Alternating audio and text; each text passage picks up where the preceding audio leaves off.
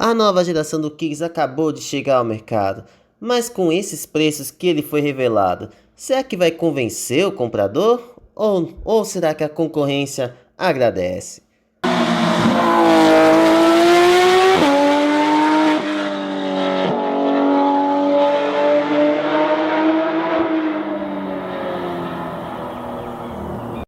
Olá pessoal, tudo bem com vocês? Gui GT Cars na área. Se você está chegando agora, considere se inscrever. Ative o sininho e deixe o like. É de graça, você não paga nada, o vídeo de hoje está muito interessante. Quando ele foi revelado lá nos Estados Unidos, eu já tinha comentado que ele iria vir para o Brasil ainda esse ano, mas não custa relembrar. Ele tem uma proposta de design completamente diferente, se desvinculando da geração atual que continua sendo fabricada com o sobrenome Play. E com isso, a versão nacional, a Nissan do Brasil diz que ganharia algumas alterações, e essas alterações foram feitas. No design não foi mexido, graças a Deus. Seu design exterior continua sendo o mesmo da versão norte-americana. Ainda bem, pois muitas marcas, em relação aos seus designs, praticamente gostam de dar aquela pitadinha de alteração, uma coisa ou outra, para ficar mais ao gosto brasileiro. Que eu particularmente não gosto. O brasileiro reclama tanto de carro, ai, não traz um carro igual lá fora, mas quando quer fala, ai, não gostaria de poder ser um pouquinho mais assim, assim, assim. Pô, não reclame. Não podemos reclamar do design no Kicks, até porque é um design muito bem equilibrado, com linhas muito fluídas e muito sólidas. Por dentro, sim, que teve leves modificações no console central. Como pode ver, ao invés da tradicional alavanca de câmbio, tem o seletor de marchas por botões, que eu não gosto muito desse tipo de sistema. Tudo bem, o console fica mais limpo, fica bem mais equilibrado, mas infelizmente eu prefiro a boa e velha alavanquinha de câmbio, que é mais confiável. Se por acaso der algum problema, como é que esse seletor vai ajudar? É aí que vem a diferença. Mas no geral, falando do interior, é bem acabado, mudou tudo: painel, quadro de instrumentos, laterais das portas, bancos, forração. Nada sobrou do anterior. Do antigo só sobrou o nome. Até o volante é novo. E o legal é que a Nissan percebeu e colocou borboletas atrás do volante, os famosos pedal shifts.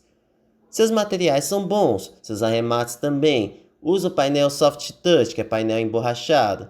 Tem a tela digital, mas é integrada ao painel e com isso eu fico mais aliviado ao saber que não é aquelas telas exatamente exageradas, como em muitos carros por aí. Pelo menos, só que o que eu não gostei foi os comandos do ar-condicionado. Poderiam ser por botões e não por touch. Isso para mim atrapalha um pouco. Vocês também não acham? E o que vocês acham? Me conta aí. Sua mecânica também foi trocada. É um motor 1.0 turbo com 125 cavalos de potência aliado a um câmbio de dupla embreagem.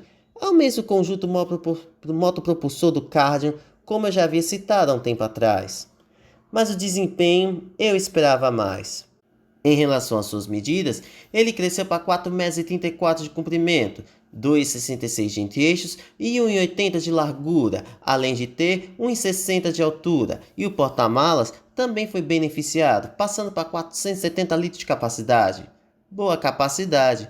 Eles dizem que querem concorrer com o Compass, mas com esse motorzinho 1.0, eu não sei não, viu? Eu acho melhor eles ficarem no segmento deles e não subirem pro salto, senão vão quebrar a cara. E nos equipamentos de série, desde a versão de entrada, é bem equipado. Tem alguns itens muito legais, como por exemplo o ar-condicionado automático, como eu já citei agora há pouco. Tem regulagens de altura do volante, bancos de couro, central multimídia, start-stop, auto-hold e por aí vai. Muito bacana. E além disso também tem faróis com acendimento automático, conexão Bluetooth, USB e por aí vai. Tem alguns itens muito legais que ele tem, como os alto-falantes no encosto de cabeça da Bose, que são bem assinados, diga-se de passagem. Pena que só a versão topo de linha tem. Mas também ele tem umas mancadinhas que eu não consigo entender. Quer ver? O ar-condicionado dele deveria ser de 2 zonas e não uma só, e falta saída de ar para o banco traseiro. em um carro que se diz lançamento. Pô, dona Nissan, você já está quase na falência e quer economizar em itens assim? Desse jeito eu não consigo passar pano de jeito nenhum. Como é que eu vou te defender dessa maneira? Puxa, me ajuda a te ajudar, né? E outra, retrovisor interno fotocrômico só nas versões intermediárias para topo, que é no caso a versão Exclusive e Platinum. Já Advance, que vai ser uma das mais vendidas, deveria ter pelo menos esse item, né? Eu aplaudo vocês quando o assunto é segurança, entre aspas, pois vocês têm um pacote ADAS muito legal. Vem alerta de mudança de faixa, assistente de permanência em faixa e o ACC vocês colocaram de série. Parabéns, vocês já deram um passo à frente em relação à concorrência. Mas pelo que custa, deveria ter pelo menos o alerta de ponto cego em todas as versões. Esse tipo de sistema é muito útil, principalmente para as nossas ruas e cidades, onde tem muitas pessoas desatentas. E o alerta de tráfego cruzado traseiro também, ideal para os shoppings, saídas de supermercado e por aí vai. Qualquer manobrinha dessas ou qualquer coisa evita um acidente. Vocês também não acham?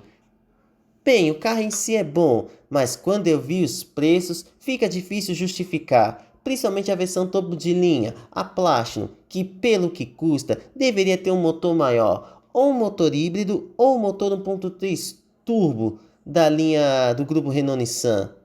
Pô, dona Nissan, tem um pouco mais de humildade também. Por que vocês não pegam esse motor? Poderiam dar outra vida ao Kicks na versão topo de linha e aí poderia justificar um pouco o preço.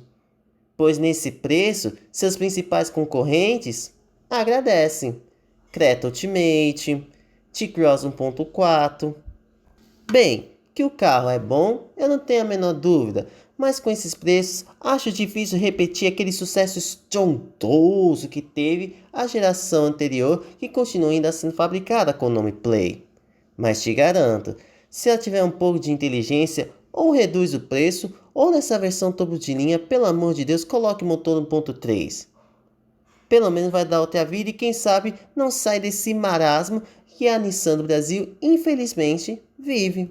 Gostou do vídeo? Deixa o like, se não é inscrito no canal, se inscreva, ative o sininho e siga nossas redes sociais. Valeu a todos, fiquem com Deus e um forte abraço. Quem acredita sempre alcança.